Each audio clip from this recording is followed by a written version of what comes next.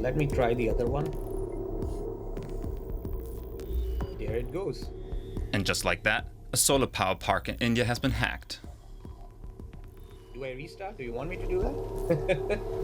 giving the hacker the power to remotely switch off the whole plant. But let's go back to the beginning of this story. So a friend of mine sent me a blog post that outlines cybersecurity risks in solar power plants. What sounds like it's from a dystopian piece of fiction may actually be true. So here's the claim, that hackers can access solar power plants around the world and easily turn them off.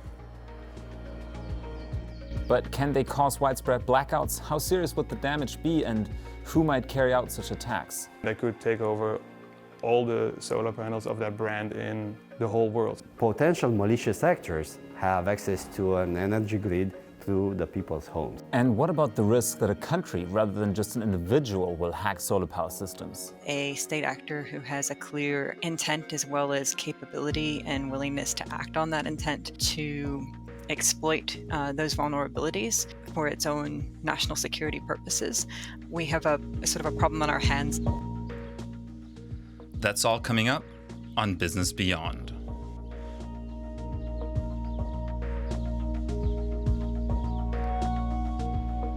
This is a story of what happens when we connect ever more devices with the internet, something referred to as the Internet of Things, in short, IoT. We're meeting a security researcher based in the United States who is on a mission to educate on cybersecurity. So default username and passwords, or I will call it as weak credentials. People deploy their IoT devices, and actually forget to actually change those passwords, or they have configured very weak passwords. Yes, sometimes it is as simple as a password being too weak. Also, updating software regularly should deal with vulnerabilities that the manufacturer is already aware of.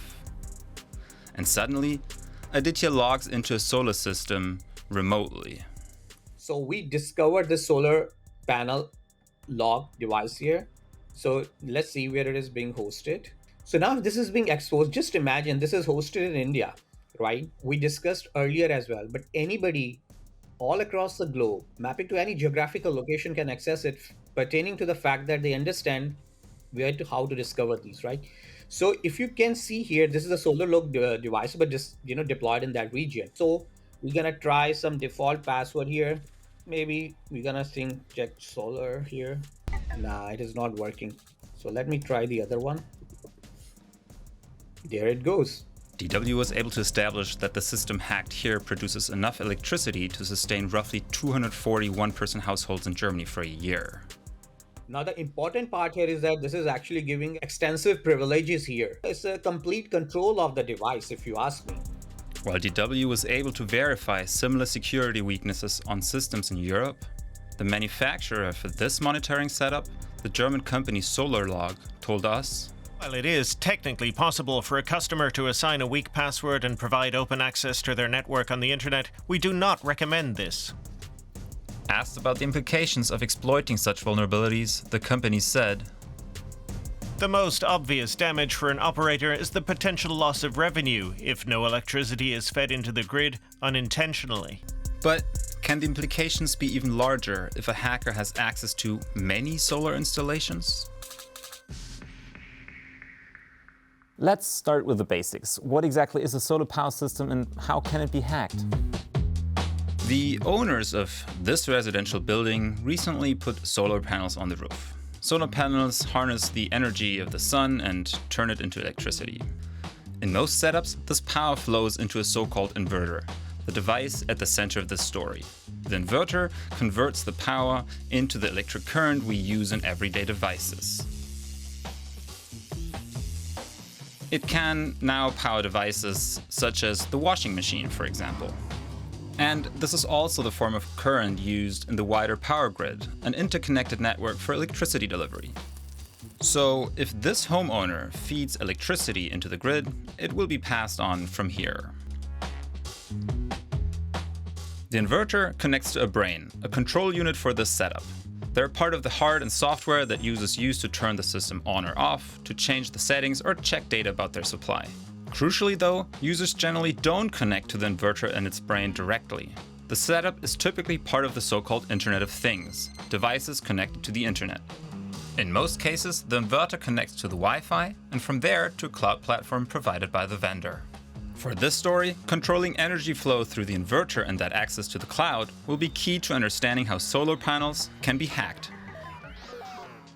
Crucially, interconnecting renewable energy systems is widely recognized as central to expanding clean power production and enhancing efficiency.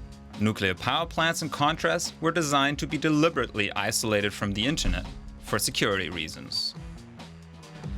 Solar power is rising as a share of electricity generation in Germany and the US. It is also taking off in major developing economies like Brazil and India. And then there is Namibia, where it accounts for about a third of electricity production. And it's booming in the Netherlands, one of Europe's big solar success stories. And that's where we're off to now, to learn more about how solar power may be an easy target for hackers. Currently, cyber attacks are increasing. According to survey data, more than 80% of companies in Germany reported some form of cybercrime in 2024, while 2 in 3 professionals in the energy sector view cybersecurity as the greatest risk to their business. So you can already tell there's a lot of solar power in the Netherlands. They're one of the countries that have the most installed solar power installations, and you can see it on all of the roofs here. In fact, the Netherlands leads Europe in per capita power production from solar. Almost a fifth of all electricity here now comes from solar. So if solar power is vulnerable to hacking, does that mean a fifth of the grid here is vulnerable? We're meeting Wietse Boonstra. A couple of years ago, he joined the Dutch trend of putting solar panels on his roof. But Wietse isn't the average consumer. He's a hacker. Once something is getting installed in my house, I will look at it and take it apart and see if it's vulnerable. So, What they usually do. Having learned how to repurpose hardware to build toys from his dad, he became a hacker. But he says he hacks for ethical reasons. He breaks into systems to check for vulnerabilities and to report them to companies and authorities. So 2 years ago, I already looked in it when I first got the solar panels, and I started. We found a couple of vulnerabilities, but they were not that big, so and not that scary to let's say it that way.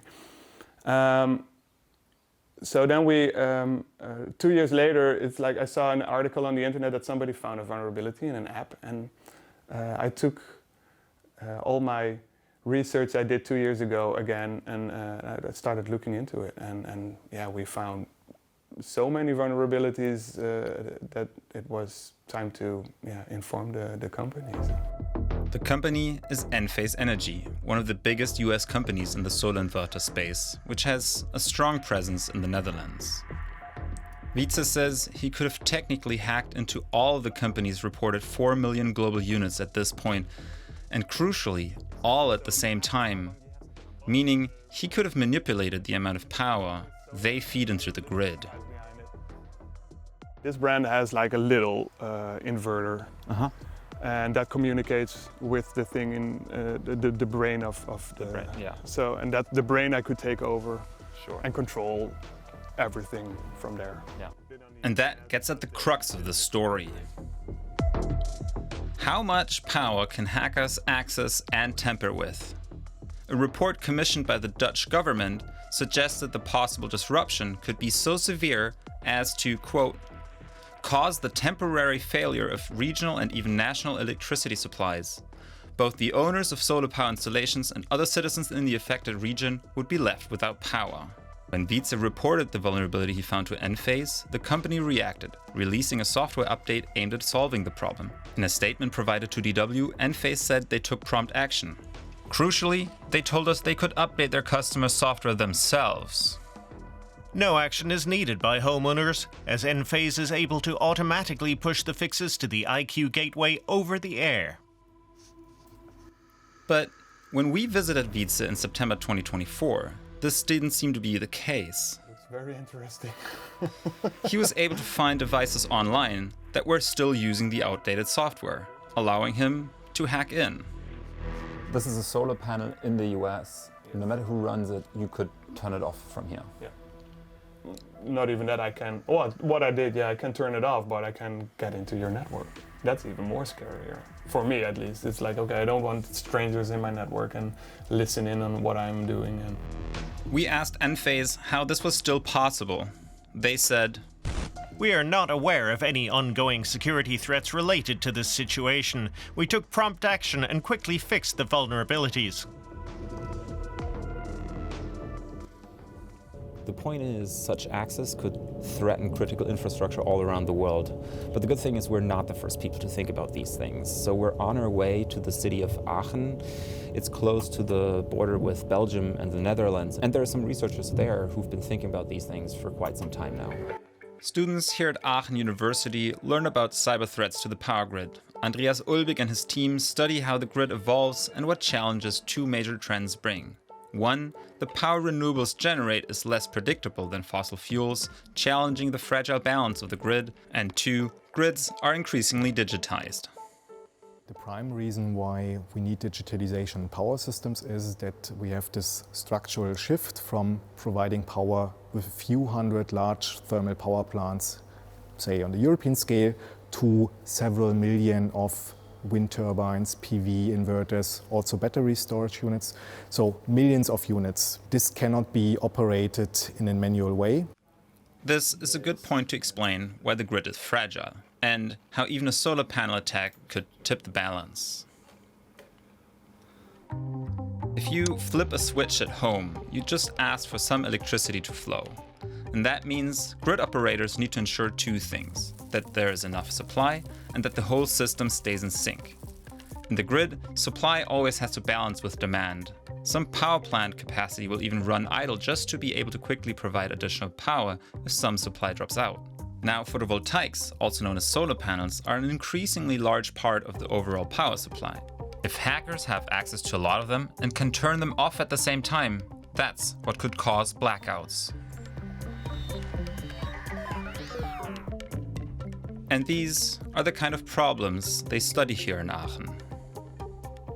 In principle, as a researcher, I would say, yeah, there are dozens of gigawatt of PV inverter capacity that are online on a sunny day in Europe. So that's enough power as such to definitely bring down the power system of these units. Would go on and off a couple of times. That would overstretch the control and security mechanisms. That's definitely true. This additional power plant capacity is part of those security mechanisms, and an attacker would have to switch off so much power that those guardrails can't sustain the balance. But how much of this potential power can an attacker actually access and coordinate at once? I think that's the tricky question. So in the European system, one critical value is roughly the power of 3 gigawatts. In practice, security margins are a bit more than 3 gigawatt, I would think. You would need to be tamper with 6 to 10 gigawatt to actually create a serious situation. Let's say such a cyber attack on PV installations were successful.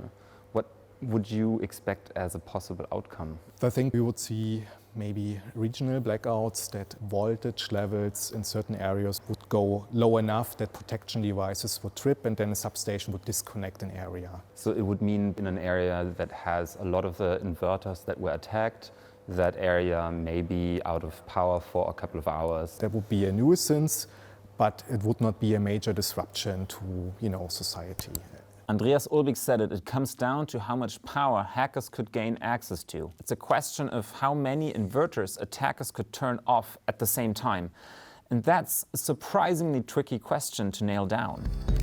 So, how big is this problem? Germany's regulatory body for grid stability told us in a statement: The agency takes this risk seriously. It has long been calling for IT security requirements to be expanded to include new market players who can actually intervene in the electricity system. However, it admits that it may not have enough data to fully assess the potential scale of the problem. There is currently no obligation for manufacturers to report to the agency.